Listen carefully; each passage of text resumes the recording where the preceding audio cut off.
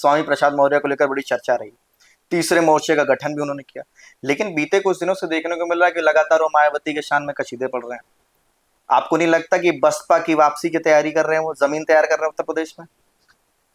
हाँ, ये बात अमित जी बड़ी चर्चा में है। और विशेषकर स्वामी प्रसाद मौर्य के संदर्भ में तो एक समय कहना ही दबदबा भी था। अब स्वामी प्रसाद मौर्य एक ऐसा व्यक्तित्व है जो उत्तर प्रदेश की सियासत में घाट घाट का पानी पी गया है। सपा बसपा भाजपा कुछ छोड़ा नहीं। और स्वामी प्रसाद मौर्य ने जो सियासी आगाज किया था वो बसपा से ही किया था। 1996 में डलमऊ की सीट से ये विधायक चुने गए थे, बसपा की टिकट। और एक समय ये था कि बसपा सरकार में जब मायावती मुख्यमंत्री हुआ करती थी तो कुछ ताकतवर नेताओं में स्वामी प्रसाद मौर्य एक थे, जिनकी तूती बोला करती थी बसपा में। इनके इशारे पर बहुत सारी चीजें हुआ करती थी। बाद में नेता प्रतिपक्ष भी रहे। बाद नेता प्रतिपक्ष भी रहे। लेकिन 2014 का जब चुनाव लोकसभा हुआ तो इन्हें लगने लगा कि अब स्थितियां ठीक नहीं है। और 2012 में ये चुनाव हार चुके थे।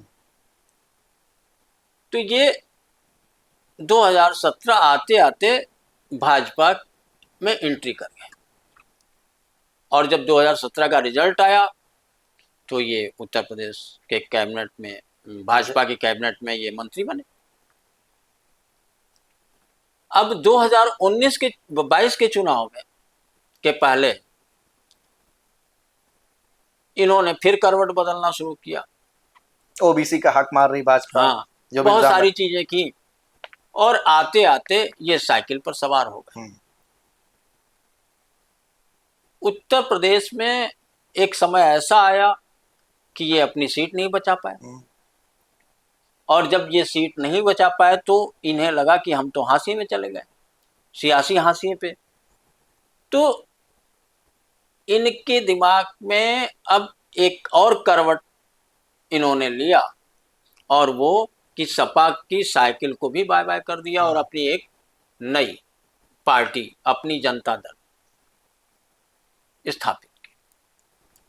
हाल फिलहाल इन्होंने लोक मोर्चा का गठन किया है और उसमें कहा कि उसमें 9 दलों को मिला करके गठित किया है, छोटे छोटे। और ये सारे दल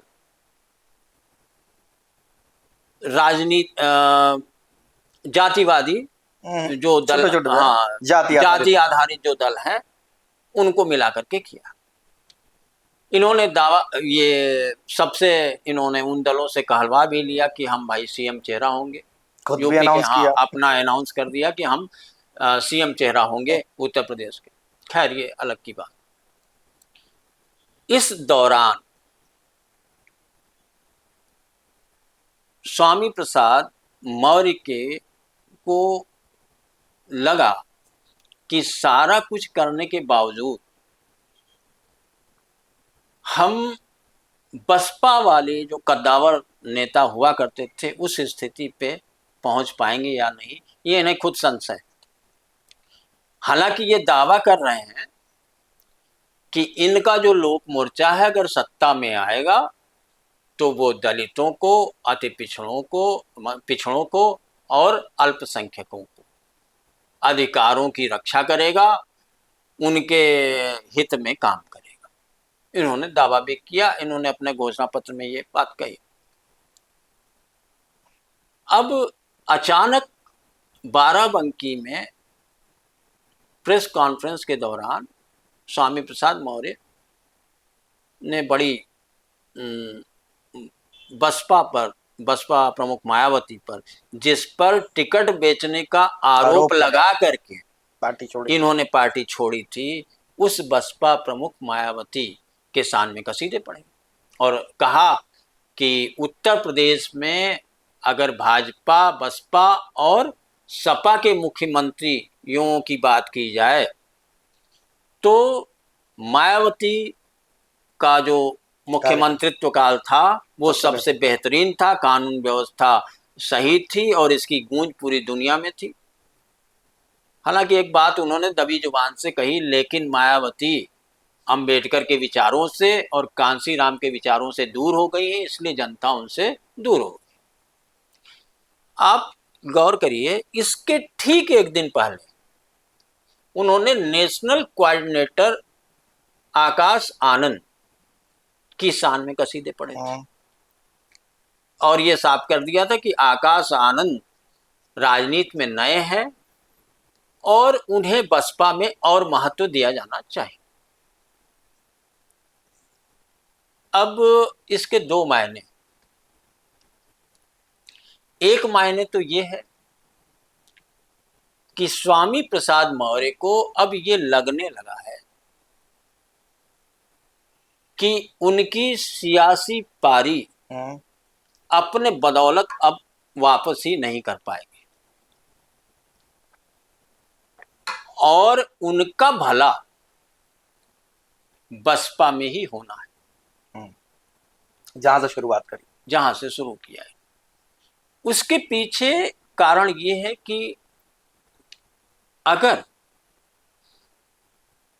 ये स्वामी प्रसाद को भी ये बात पता है कि सपा और भाजपा की सीधी टक्कर में तीसरे महत्वपूर्ण अगर कोई दल है तो बसपा है और अगर इसको हम एक बार फिर मजबूती दे दें तो किंग मेकर की भूमिका तो में तो हम कहीं ना कहीं फिर से अपनी वो स्थिति प्राप्त कर सकते।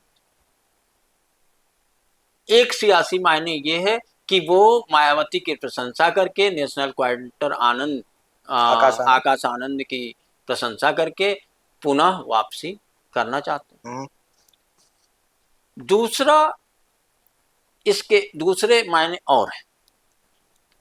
दूसरे मायने ये हैं कि स्वामी प्रसाद मौर्य कहीं न कहीं ये इच्छा रखते हैं कि मायावती या बसपा लोक मोर्चा के साथ मिल जाए, लोक मोर्चा के साथ गठबंधन कर ले और अगर लोक मोर्चा के साथ गठबंधन कर लेगी तो स्वाभाविक है मायावती उसकी अगुवा रहेंगे।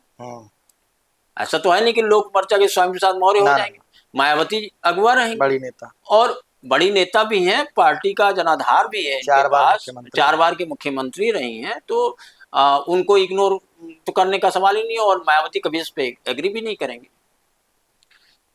तो इससे उनको दो फायदे होंगे।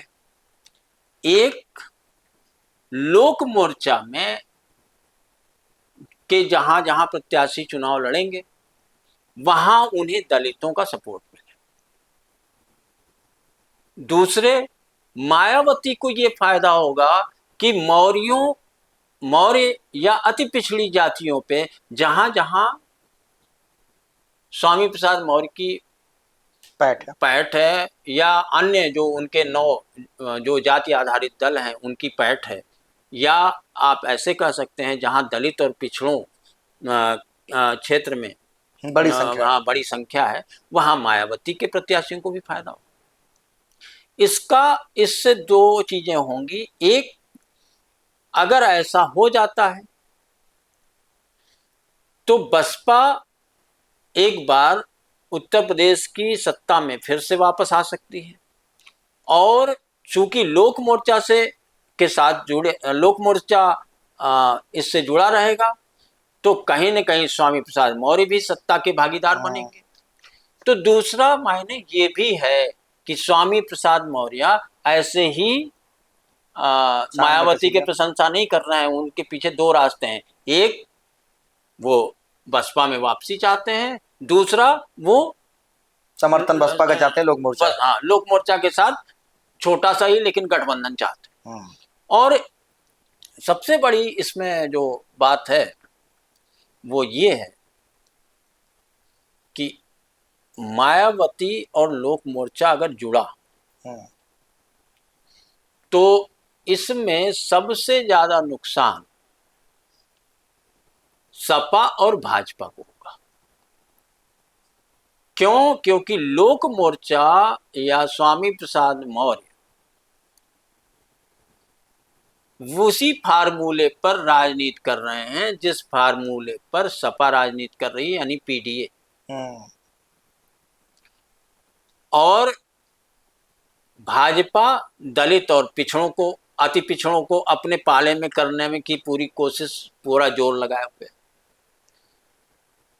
अगर बसपा और लोक मोर्चा में गठबंधन होता है, निश्चित रूप से इसका फायदा लोक मोर्चा को भी होगा और बसपा को भी हो सकता है, क्योंकि फिर अति पिछड़ी जातियां थोड़ा सा ही लेकिन जुड़ेंगी बसपा के त्रिकोणीय साथ। लड़ाई हो जाए। हाँ, और ये संघर्ष जो लोकसभा विधानसभा चुनाव का है वो रोचक चुनाव हो जाएगा, त्रिकोणीय हो जाएगा। ये केवल डायरेक्ट फाइट नहीं रह जाएगी।